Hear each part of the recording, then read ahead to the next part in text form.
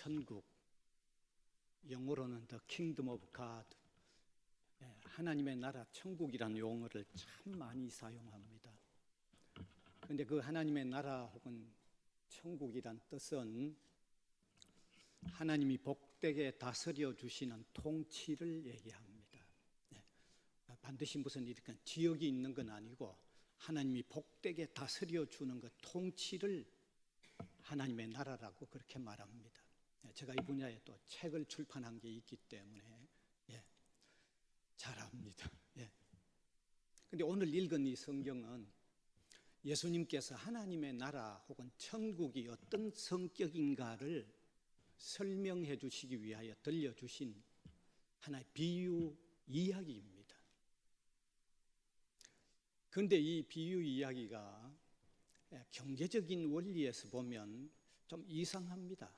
그래서 유명한 R.E. 닉슨 같은 주석가는 오늘 읽은 이 부분, 이게 원리적으로 좀 경제적으로 좀 이상한 이야기다 그렇게 말하고 있습니다.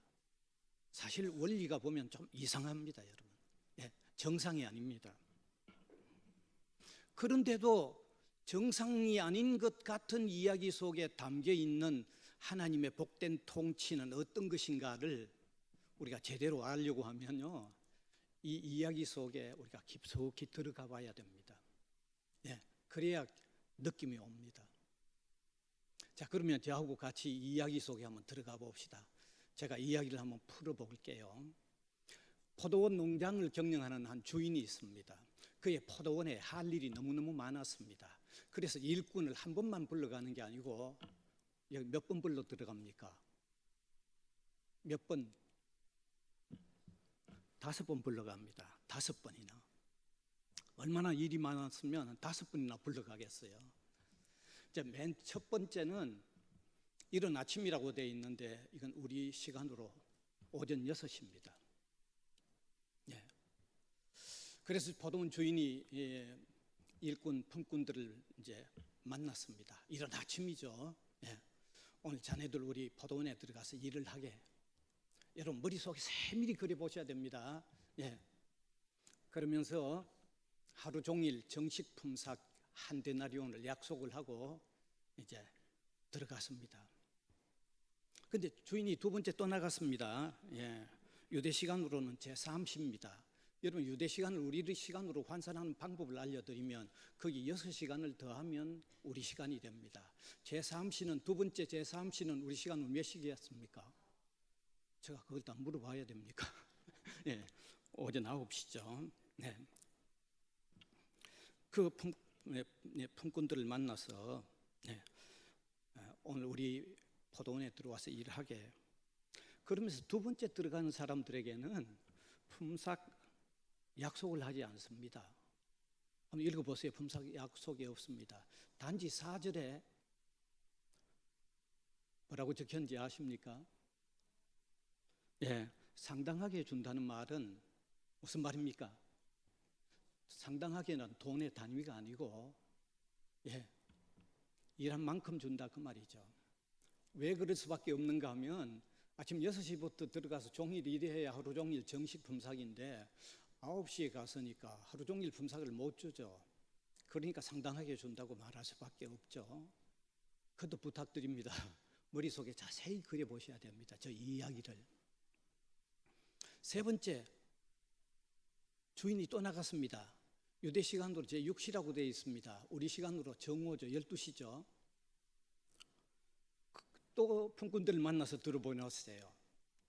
근데 세 번째는 상당하게 또 안 붙어 있습니다. 읽어보세요.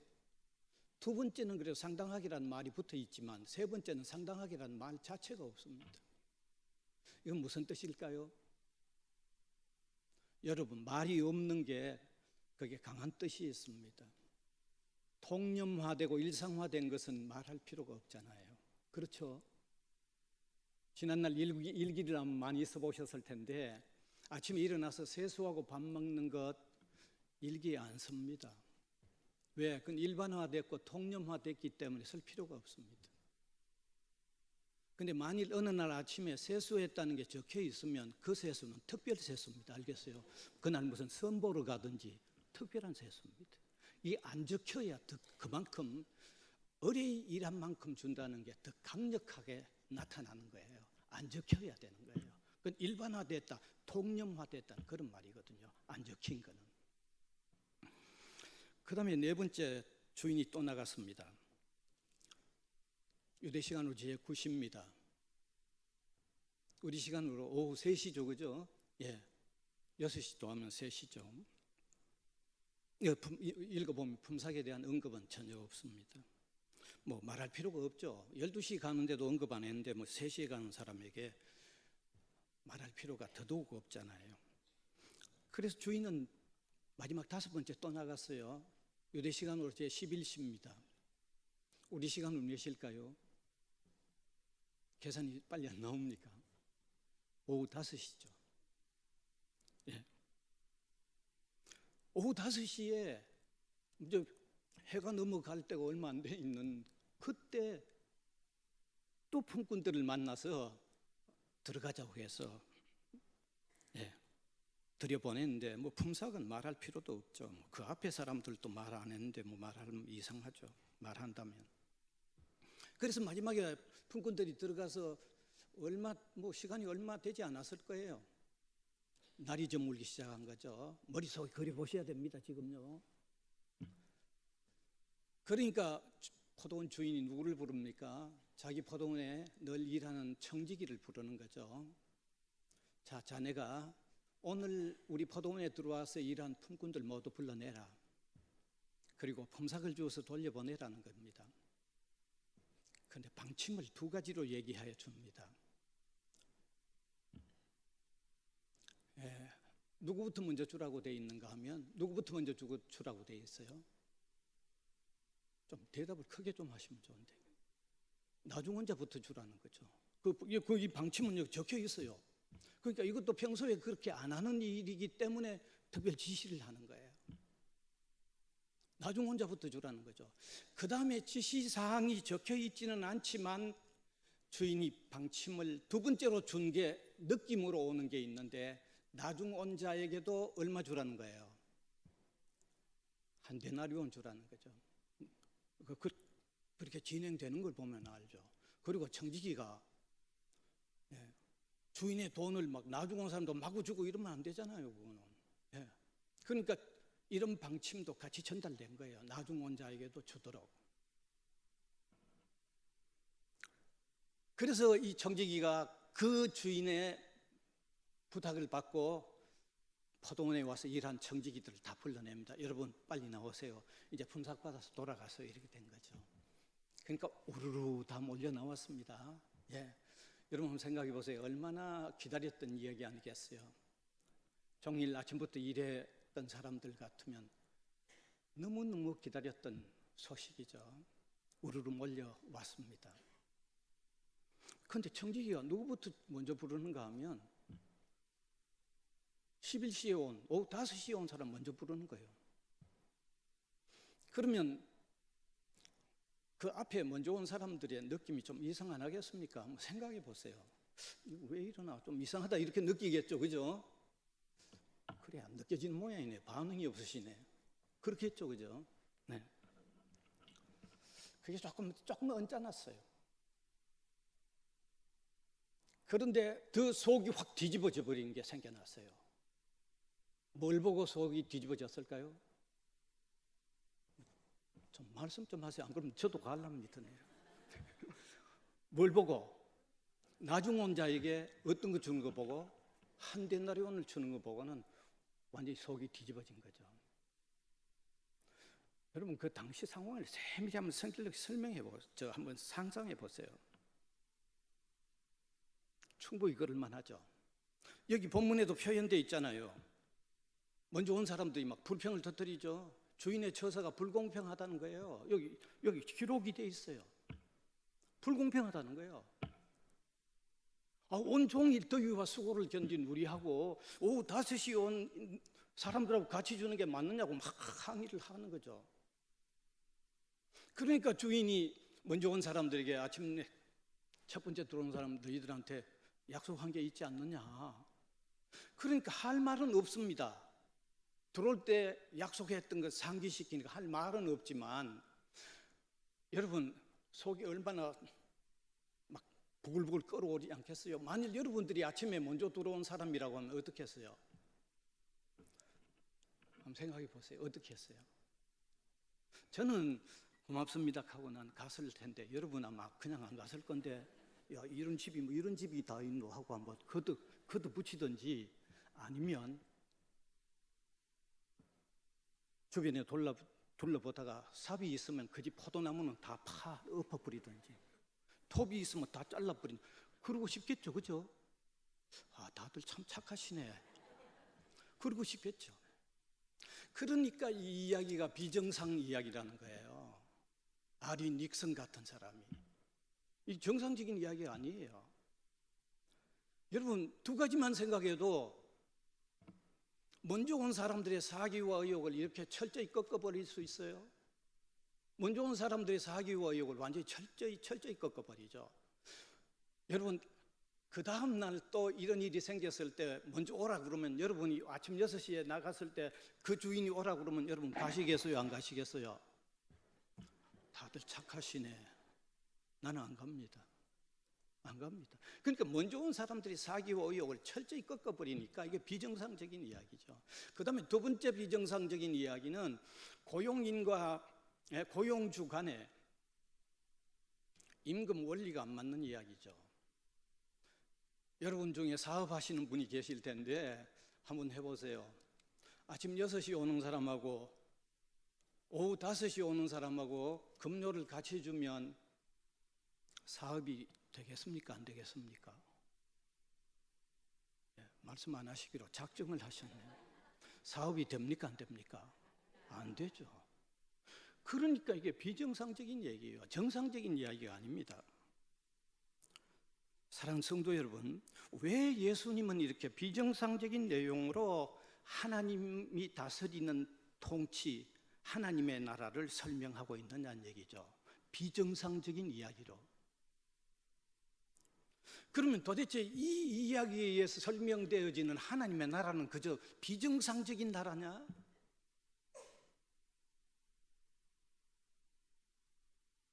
사실요, 저는 이 본문을 가지고 과거에 설교를 참 많이 했어요. 제가 또 지난날 이 본문 가지고 설교를 참 많이 들었어요.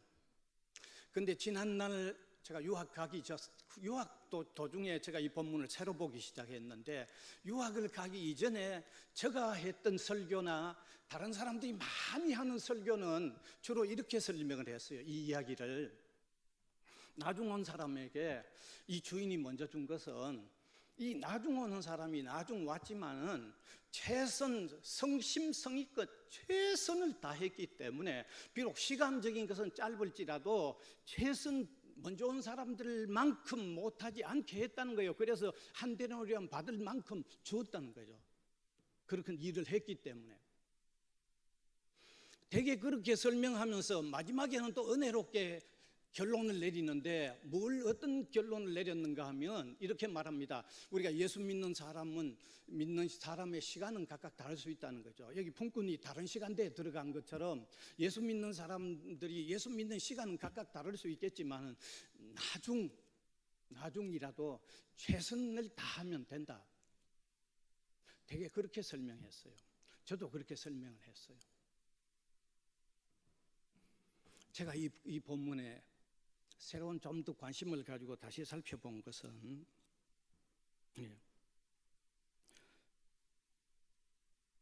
만일에 지금까지 설명을 했던 거기에 초점이 있으면 나중 온 사람이 받을 만큼 일해서 받았다고 하는 그런 어떤 해석이 되고 마는 거죠.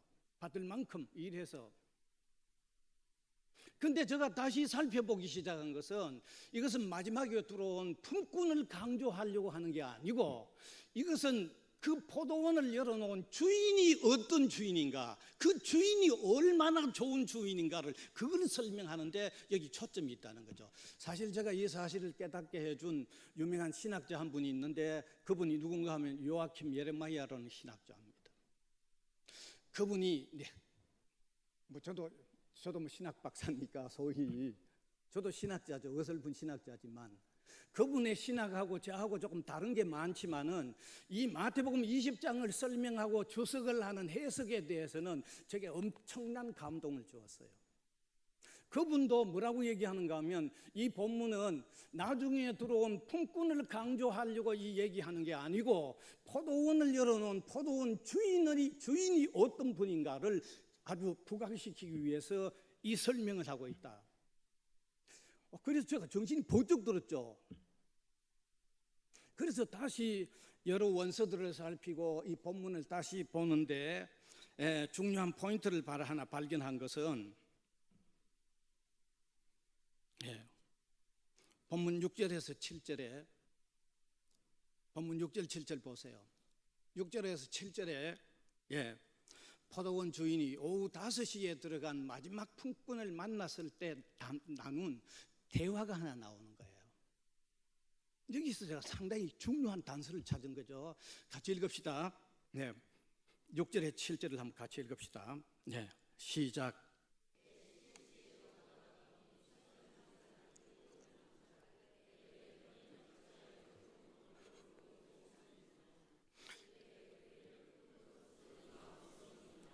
됐죠? 됐습니다. 여기 마지막에 들어간 사람들이 오후 5시에 들어간 사람들이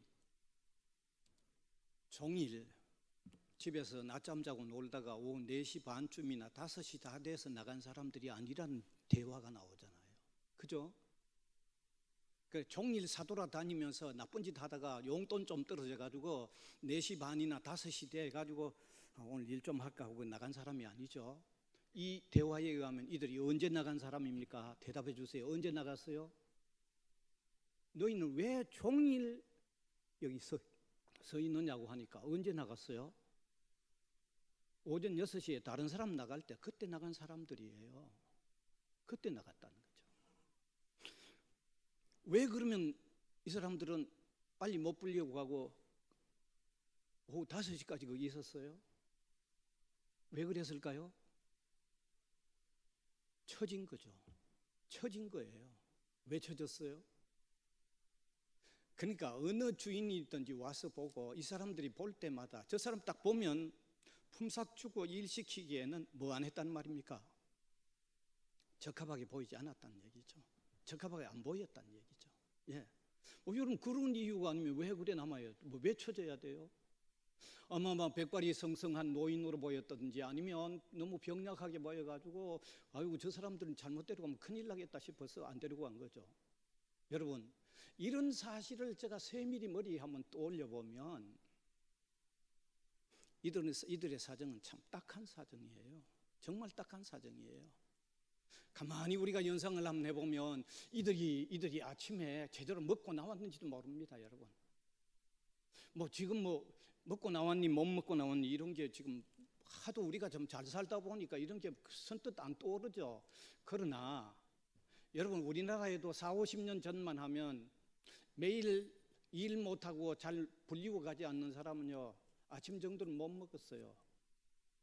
여러분 저도 기억이 나는데 그런데 한 2000년 전에 유대 나라에 아침부터 누가 불리고 가지 못하거나 매일 자주 불리고 가지 못하는 사람이라면 그 얼마든지 굶고 나올 수 있잖아요. 허기진 배를 움켜잡고 배에서 아마 쪼록쪼록 소리가 나는 그런 어떤 상태에서 기다린 거죠. 뿐만 아니라 그들에게 딸려있는 가족들 한번 생각해 보십시다. 언제든지 빨리빨리 불리고 가는 가족들은요 맛있는 저녁을 준비해 두고 남편이나 아버지가 막 들어오는데 의심할 필요가 없죠. 오늘 또 우리 아버지나 우리 남편이 얼마에 돈을 들고 들어올 거라는 건 의심 안 하죠. 매일 그랬기 때문에 의심할 리가 없잖아요.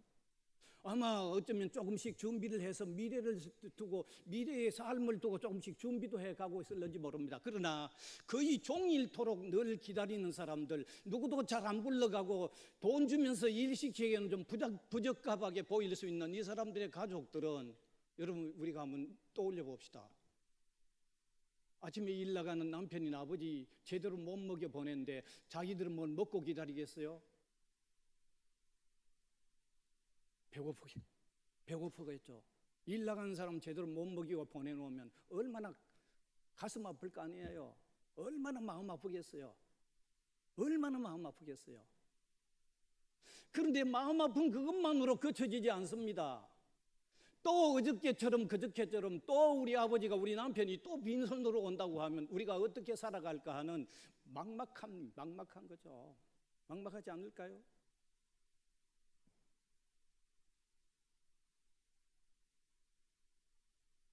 우리가 이 사실을 생각해 보면 이제 답이 떠오르는 거죠. 포도원의 선한 주인은 누가 단 1초라도 돈이 더 필요한가? 1초라도. 누가 단 1초라도 먼저 필요한가? 뿐만 아니라 오후 5시에 왔을지언정 한 데나리온 돈. 여러분 5시에 와서 얼마나 일을 많이 하면 하루 종일 일하겠어요?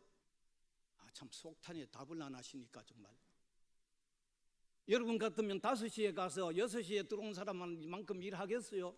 어떻게 하면? 그러니까 이 포도원 주인이 선하다는 거예요. 주인이 남들이 모르는 마지막에 들어온 사람들에게 속속 깊은 사정을 다 헤아려 가지고 뭘 해주었다는 거죠? 배려해 주었다는 거죠. 배려해 주었다는 거죠.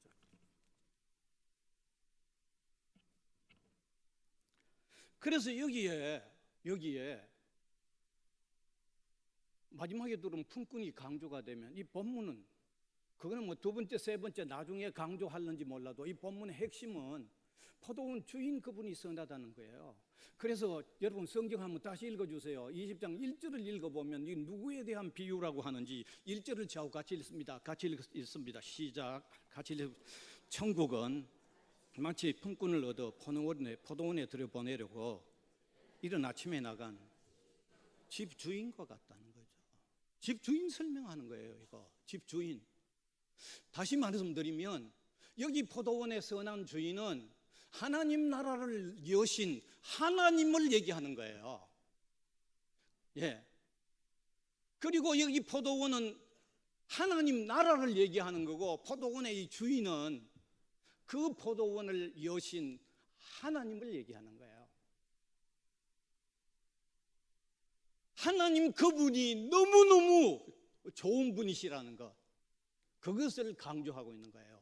그래서 그 하나님의 나라는 이 좋은 하나님 나라의 주인이신 하나님이 우리의 모든 사정과 모든 형편을 아셔서 복되게 통치해 주시는 그 포도원의 주인, 그 하나님이 바로 하나님 나라의 주인이시라는 것을 설명하는 거예요. 사실 제가 이 사실을 깨닫고 설교 준비하면서 초기에 제가 얼마나 울었는지 모릅니다. 여러분 제가 목사가 되고 하나님 좋으신 줄 몰라서 제가 목사 됐어요. 그런데 이 본문으로 통해서 이 하나님 포도원의 선한 주인 마지막에 들어온 품꾼에게 엄청나게 배려해 주고 있는 이 하나님이 너무 좋게 느껴져서 제가 설교 준비하면서 얼마나 울었는지 모릅니다. 너무 감격스럽더라고요. 여러분, 저와 여러분 믿는 하나님, 우리가 속해 있는 하나님 나라의 주인이신 하나님, 좋으신 분입니다. 믿읍시다. 너무 좋습니다. 너무 좋습니다. 그래서 저는 이 사실 가지고 간단히 몇 가지를 좀 나누기를 원하는데, 설교 마쳐야 될 시간에 이제 또 간단히 몇 가지 깨닫는 거 나눈다 그러면 좀 길어질까 봐 염려를 하실 건데, 요즘은 설교를 짧게 하는 자가 복이 있나니 저희가 또 청함을 받을 것이며 하는 이런, 그러니까 지금 마쳐야 또 청함을 제가 김 목사님으로부터 언제 받을 수 있는데, 그래도 저 나중에라도 또 청해 주실래요? 그러면 이 세 가지 얘기하고 안 그러면 제가 맞춰버리려고요. 제가 세 가지를 깨닫는데 나누기를 원합니다. 첫 번째는 하나님 나라의 주인이신 하나님은 나를 그 나라의 백성으로 삼아 주실 때 추호라도 나의 선함이나 나의 아름다움에 근거하지 아니하고 오직 나를 불쌍히 여기셔서 내게 은혜를 베풀어 주신 것이라고 저는 깨달았어요. 그러니까 다시 말씀드리면 이것은요, 기독교의 본질적인 얘기를 하는 거죠. 기독교의 핵심 본질적인 얘기를 합니다. 사랑하는 성도 여러분, 여러분이 하나님의 부르심과 예수 그리스도를 믿음으로 통한 구원의 은총을 입어서 하나님의 나라의 백성이 되어 있는 것을 여러분 믿으십니까? 여러분 믿으십니까? 여러분이 아멘 하는 아멘의 마음 바탕에 여러분이 잘나서, 여러분이 선해서, 여러분이 장점이 있어서 하나님으로부터 부름을 받아서 하나님의 자녀가 된 게 아니고, 나는 마지막에 들어온 품꾼과 같이 은혜 받을 어떤 자격이 없었지만은 나의 비참한 처지를 하나님이 불쌍히 여기셔서 내게 은혜를 베풀어 주심으로 통하여 내가 하나님의 자녀가 되었다는 것을 믿으십니까? 바로 이 진리를, 이 본문은 이 진리를 담고 있는 거예요. 그러니까 이게 기독교의 핵심적인 얘기죠. 하나님은 우리를 불쌍히 여기셨어요. 하나님은 우리를 긍휼히 여기셨어요. 예? 우리를 그대로 내버려 두면 영원히 형벌과 멸망을 받아야 한 비참에 놓여져 있는 우리를 하나님이 긍휼히 여기시고 불쌍히 여기시고 무한히 사랑하셔서 우리를 불러 예수 그리스도의 대속의 공로를 입게 하시고 값없이 은혜로, 마지막에 들어간 품꾼이 은혜로 받은 것처럼 은혜로 우리가 구원받은 줄 여러분 믿어야 되는 겁니다. 바로 이 진리를 설명하는 거죠. 여러분, 저와 여러분, 우리가 하나님의 자녀가 되고 우리가 하나님의 백성이 된 것은 오직 은혜인 줄 믿읍시다. 오직 은혜입니다. 예, 오직 은혜예요.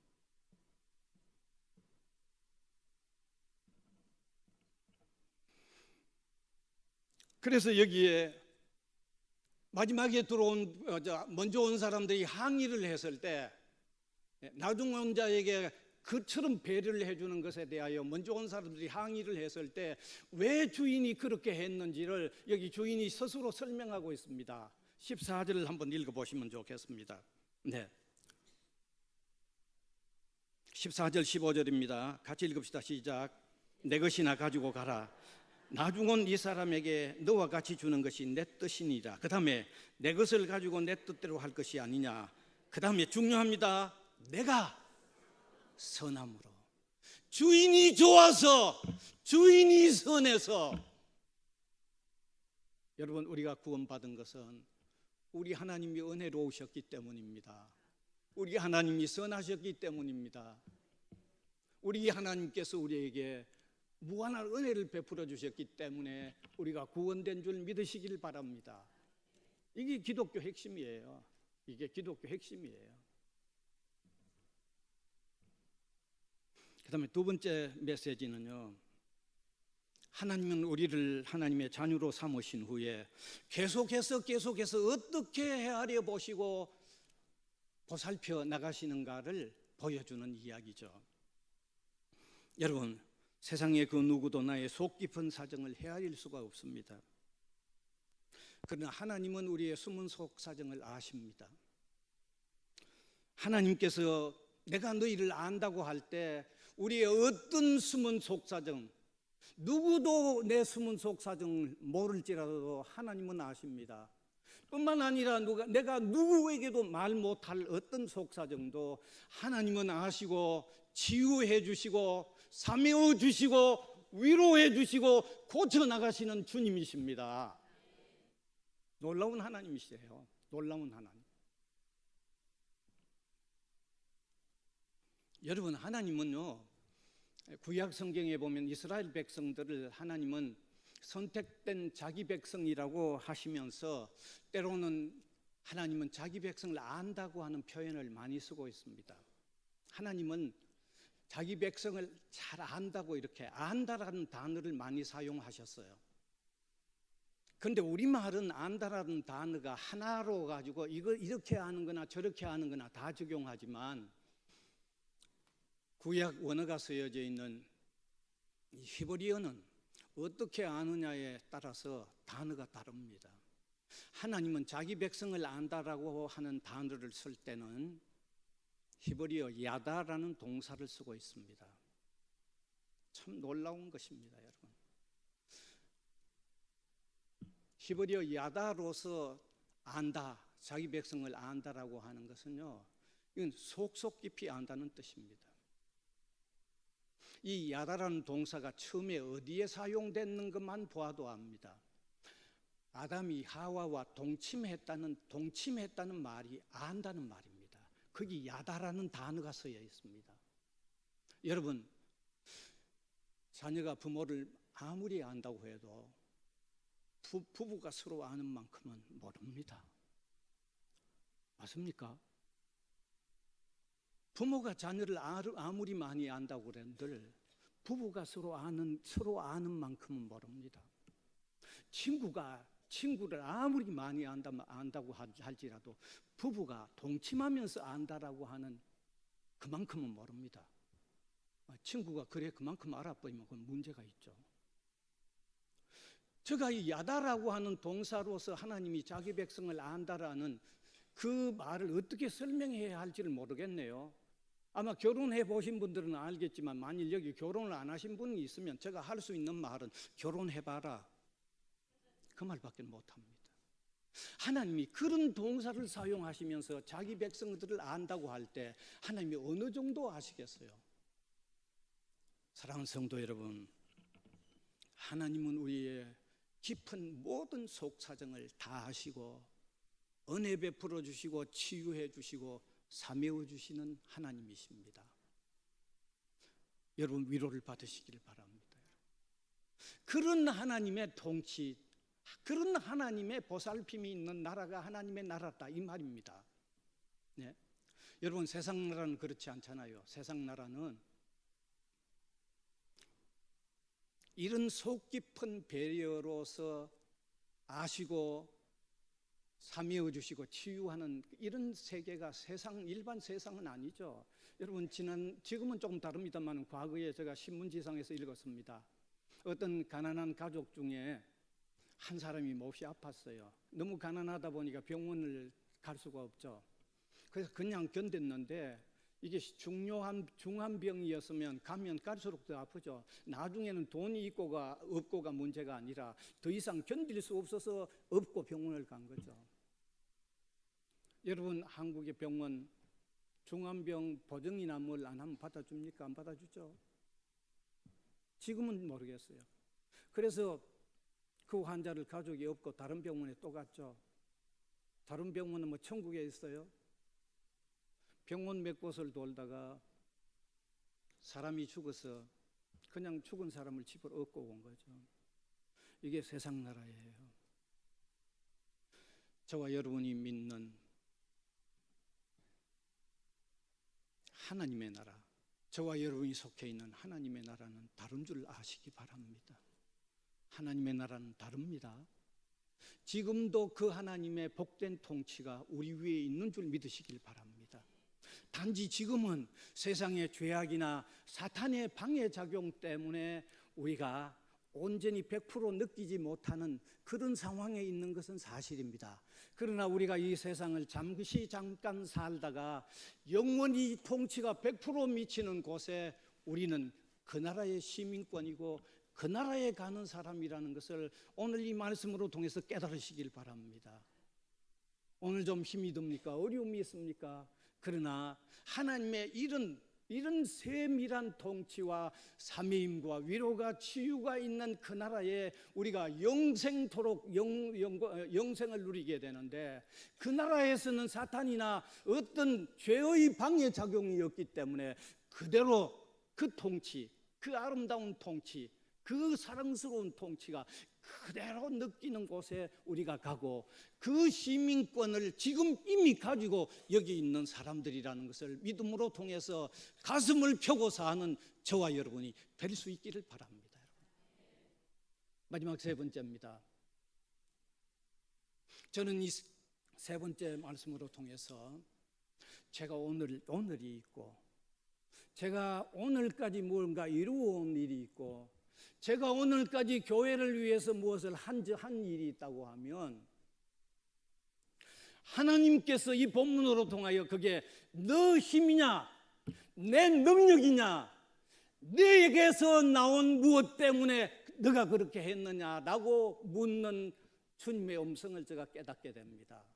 사랑하는 성도 여러분, 지금까지 여러분 살아오셨죠?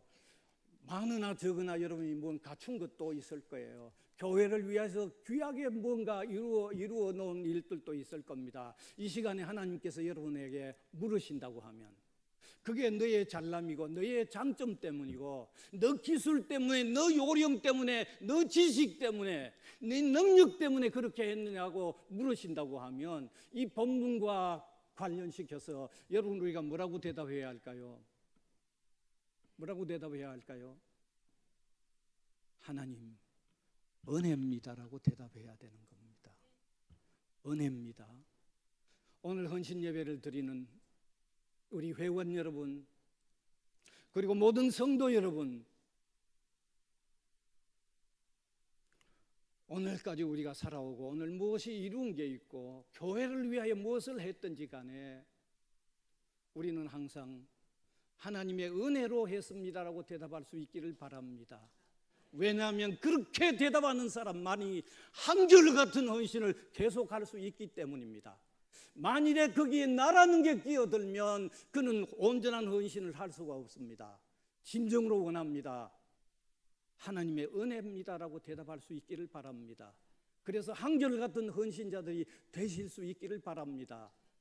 이제 말씀을 마무리합니다. 여러분 마음속에 하나님 하면 믿음의 마음에 하나님이 어떤 분으로 생각이 됩니까? 어떤 분으로 떠오릅니까? 틀림없이 이렇게 생각하실 겁니다. 우주 만물을 창조하신 엄청난 능력의 하나님, 저 멀리서 이 우주 만물을 전부 다 통치하시는 하나님, 다스리시는 하나님으로 여러분 마음에 머리에 떠올리고 계실 겁니다. 예, 맞습니다. 맞고요. 어떤 대통령이 많이 이랬죠. 맞습니다. 맞고요. 그런데 제가 부탁드립니다. 여러분이 그렇게 그리는 하나님의 그림은 여러분의 하나님 그림의 반쪽으로만 남아있기를 바랍니다. 다른 반쪽은 오후 5시에 들어간 마지막에 들어간 그 품꾼에게 가까이 계셔서 그 속속 깊이 모든 것을 아시고 은혜를 베풀어 주시는 자상한 하나님, 멀리 계시지 않고 내 가까이 계셔서 그렇게 자상하게 나를 이끌어 가시는 그 하나님의 그림을 여러분의 하나님의 그림의 다른 반쪽을 채우시기를 바랍니다. 그러면 여러분 세상에서 주님의 은혜와 위로를 받지 못할 일이 하나도 없을 것입니다. 하나님의 은혜와 위로를 엄청나게 받으면서 살아갈 수 있을 줄 압니다. 뿐만 아니라 오늘 나의 나됨은 내가 무엇을 한 것, 이 모든 것은 오직 주님의 은혜로 내가 이와 같이 했습니다라고 하는 이 깊은 고백이 있을 때 여러분 한결같은 헌신자로서 주님을 위한 귀한 삶을 살 수 있다는 것을 기억하시고 그렇게 사는 저와 여러분이 되실 수 있기를 간절히 바랍니다.